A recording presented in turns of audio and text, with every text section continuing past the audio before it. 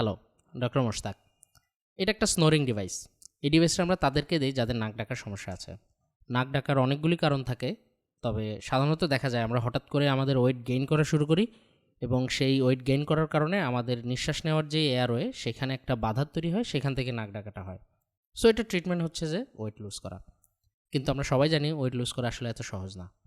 So এই ধরনের পেশেন্টগুলি weight lose করার যে সময়টা, এই সময়টা এই নাক স্নোরিং ডিভাইসটা পড়তে পারে, যার ফলে আমাদের নাক ডাকার সমস্যাটা একটু কমে আসবে এবং এই ইন দ্য মিন টাইম 3 মাস 4 মাস 6 মাস যে সময়টাই লাগুক, তারা আস্তে আস্তে তাদের ওয়েট লুজ করার চেষ্টা করতে পারে।